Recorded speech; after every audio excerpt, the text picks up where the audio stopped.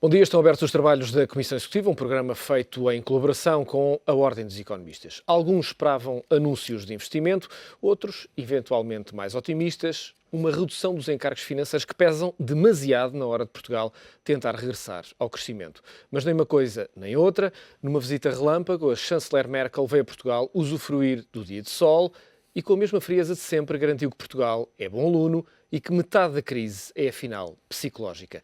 Nesta Comissão Executiva vamos fazer o balanço de uma visita sem surpresas e de uma notícia que já todos conheciam. Portugal não vai cumprir a meta do déficit em 2012. São convidados desta edição da Comissão Executiva Isabel Meirelles e também António Neto da Silva. Já vamos ao debate. Para já dou-vos conta que Angela Merkel elogiou ontem Portugal e o Governo pela execução excelente do programa de ajustamento no Forte de São Julião da Barra. A chanceler alemã disse estar confiante na entrega da sexta tranche da ajuda a Portugal e reforçou o apoio ao executivo de Pedro Passos Coelho.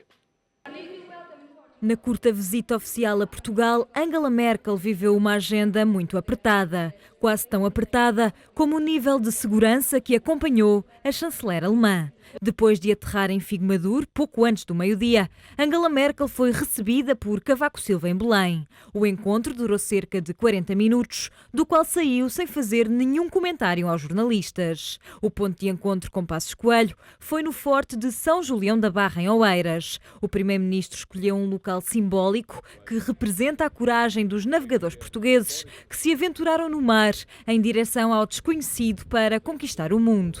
Um paralelismo com a atual situação da Europa, que vive momentos desafiantes sobre o futuro da zona euro e da resolução da crise das dívidas soberanas. Ainda assim, na conferência de imprensa conjunta de Merkel e Passos Coelho, a chanceler alemã reforçou que vai continuar a apoiar Portugal e sublinhou que sente uma forte determinação do país em resolver os problemas de consolidação das contas públicas. O programa está sendo cumprido por Portugal de forma excelente e cabe agora a nós deixar bem claro que se trata de uma realização de um feito, um grande feito, e estou convencida de que a sexta parcela também será desembolsada. A chanceler fez questão de reforçar que o programa de ajustamento português não foi da autoria da Alemanha, mas sim das três instituições internacionais. Ainda assim, Passos Coelho sentiu necessidade de dizer que está atento às dificuldades e às manifestações da população, mas recusa-se a pôr a hipótese de um segundo resgate. Se a opinião do Governo fosse a de que era necessário, de alguma maneira, renegociar o memorando ou encontrar um segundo programa para Portugal, isso significaria um falhanço do nosso processo de ajustamento. E significaria, portanto, que estaríamos perante a necessidade de encontrar um quadro mais severo do que aquele que temos hoje. Ora, eu não vejo pessoalmente nenhuma utilidade em estar a discutir, em primeiro lugar, o que pode correr mal, quando a nossa obrigação é saber o que é que podemos fazer e o que é que está ao nosso alcance para que as coisas corram bem e deem certo. Porque é muito importante para o país que isto dê certo. Se não der certo, o custo para todos será maior. Angela Merkel foi acenando ao lado de Passos Coelho, mostrando que concorda com as políticas do executivo português e apelou à persistência do governo.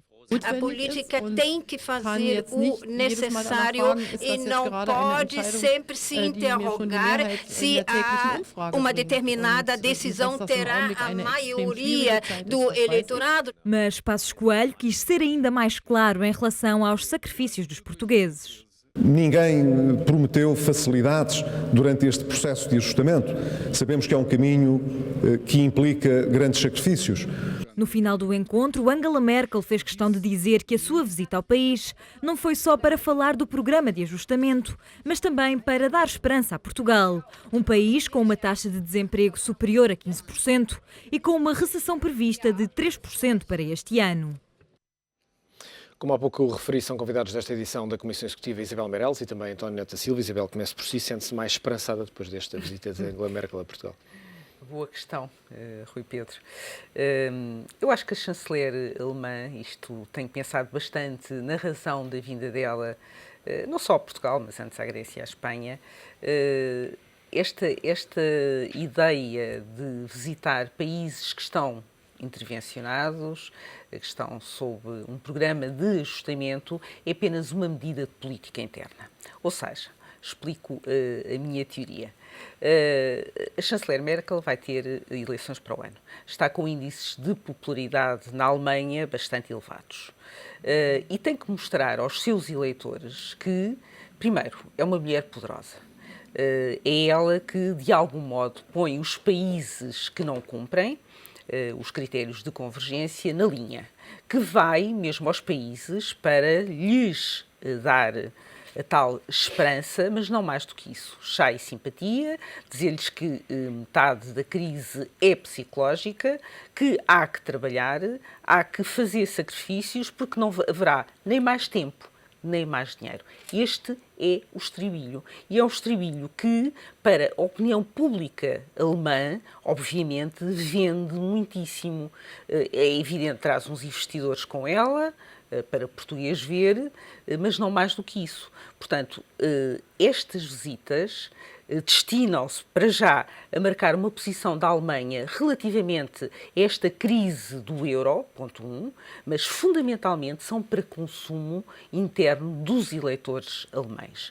Esta é a minha visão da questão, embora isto tenha um risco profundo, que é ter uma deriva anti-germânica, que já começa a pulular na Europa, porque com esta crise gerou-se um preconceito anti-germânico, e como dizia Einstein, ele também é alemão, é mais difícil destruir um átomo que destruir um preconceito. Portanto, ela está a seguir, ela, a chanceler Merkel, está a seguir um caminho político arriscado, com consequências que podem não ser exatamente as melhores, nem para os países que precisam de ajuda e de alguma flexibilidade, que precisam, de facto, cumprir as metas, mas com equilíbrios, mas também para o projeto europeu de solidariedade. Porque se a zona euro for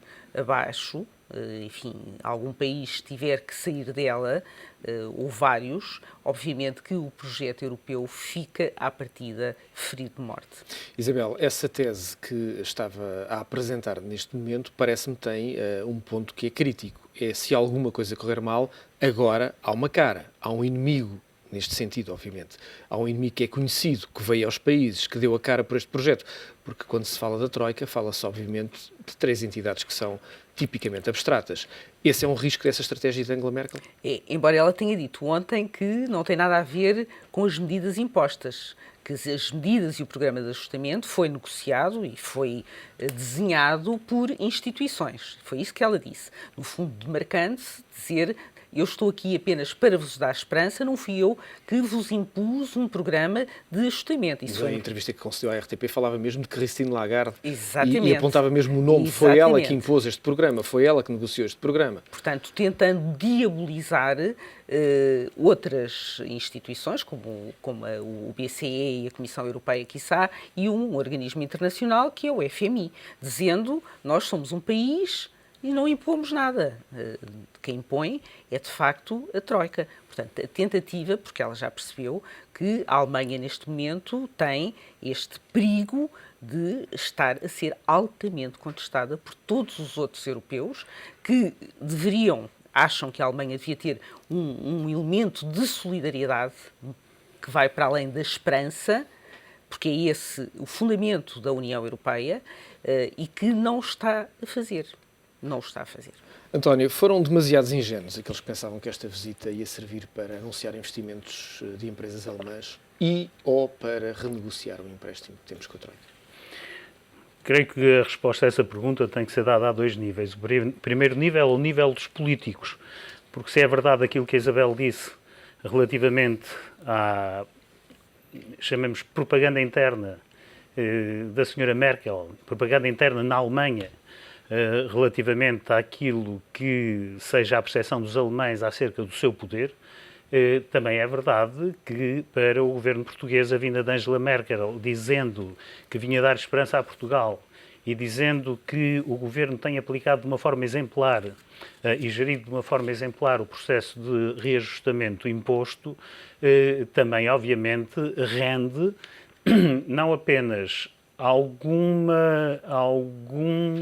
alguma margem de graça para o governo português, como, por outro lado, rende no sentido de criar alguma expectativa positiva. A economia são expectativas, tudo que sejam expectativas positivas podem estimular o investimento, mas o que é certo é que se a população teve grandes esperanças de que a vinda de Angela Merkel a Portugal pudesse mudar alguma coisa, nós estamos outra vez no domínio da discussão de pessoas e não de grandes projetos, não de grandes estratégias.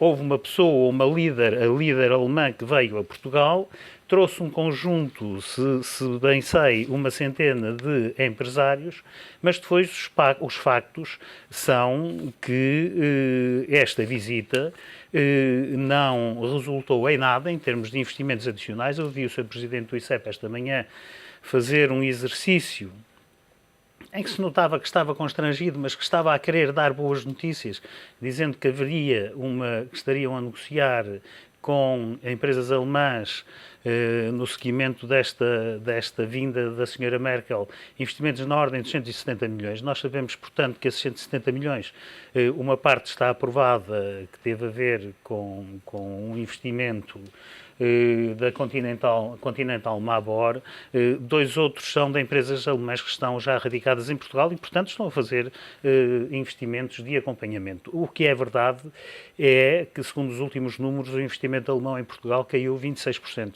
durante os últimos 12 meses. E isso diz bem da perda de competitividade e da atratividade de Portugal. Ou seja, não é a vinda da Presidente ou da Chanceler de um país que, de facto, em termos económicos, continua a ser o país líder da Europa, que altera, seja o que for, na atratividade do país.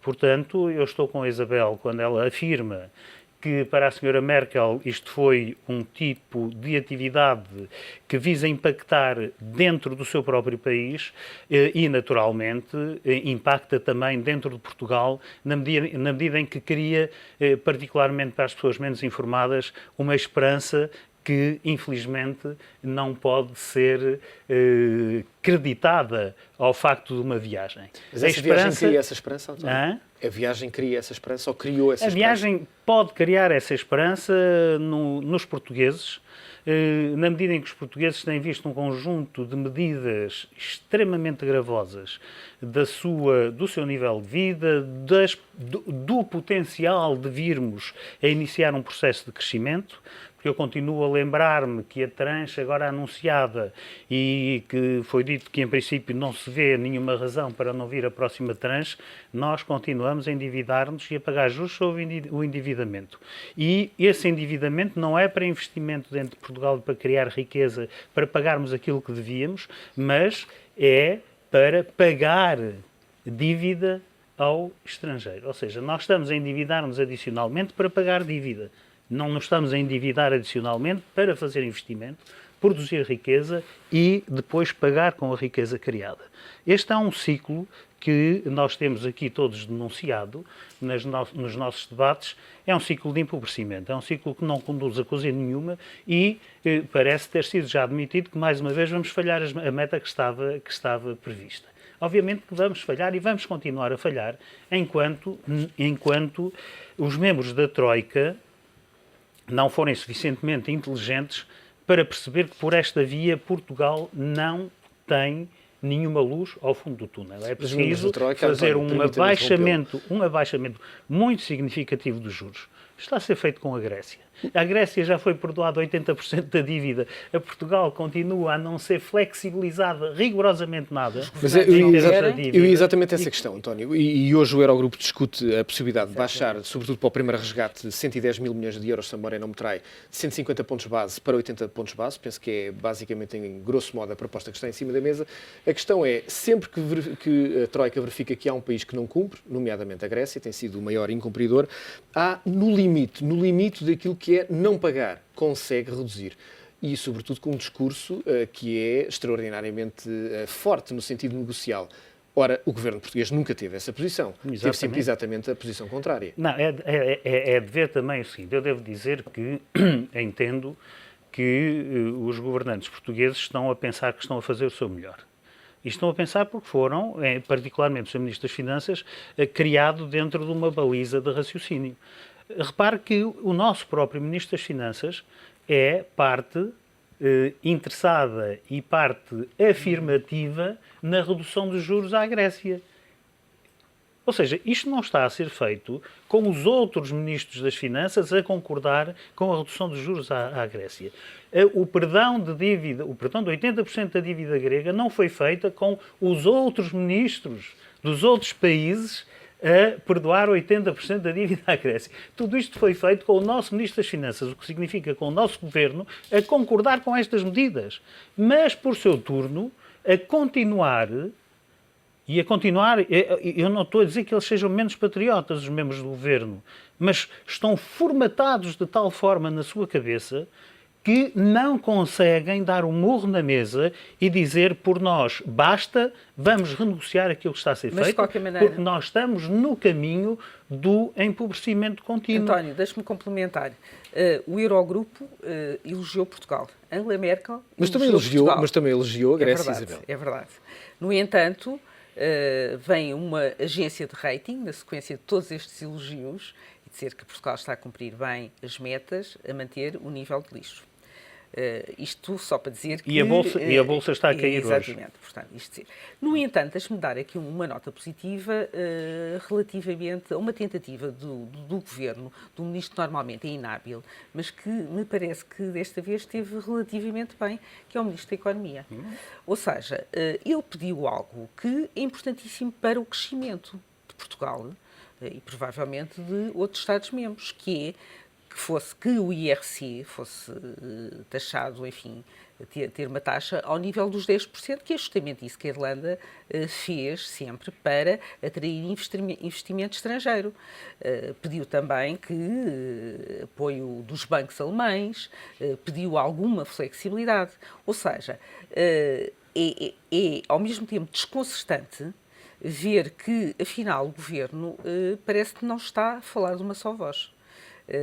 Enquanto que o Primeiro-Ministro, o Ministro das Finanças, fundamentalmente neste tandem, dizem nem mais tempo, nem mais dinheiro, aliás, seguindo o estribilho de Merkel, o Ministro da Economia está aqui a fazer um golpe de rins para justamente salvar desta desgraça onde nos estamos a afundar a economia portuguesa, procurando a via do crescimento. E a via do crescimento é justamente pela via da atratividade fiscal, designadamente, e por outras empresas, outros Estados-membros, agora os alemães, que estão na mira, virem cá instalar as suas empresas e trazerem os seus O Ministro da Economia fez uma coisa, eu ia referir precisamente essa questão.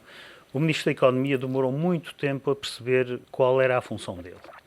Porque em períodos de crise grave, e é aquela em que nós estamos, uma crise sem precedentes, desde que eu me lembre, e provavelmente desde mesmo antes de 1929, mas o Ministro, nesta fase de crises, o inimigo público número 1 é o Ministro das Finanças.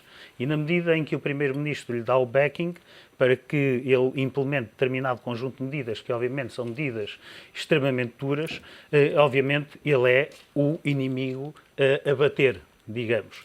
Mas o Ministro da Economia tem que ser o amigo dos empresários e o amigo das pessoas, o amigo dos trabalhadores.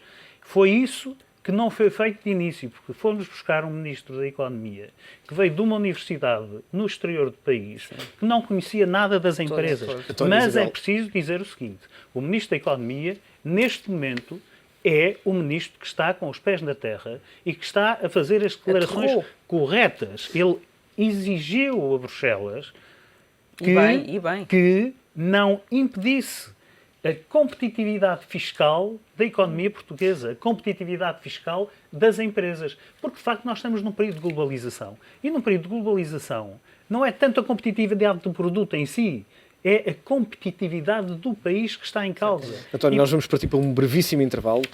Regressamos para falar do crescimento nesta segunda parte da Comissão Executiva, onde estamos também a fazer o rescaldo da visita de Angela Merkel a Portugal. Até já.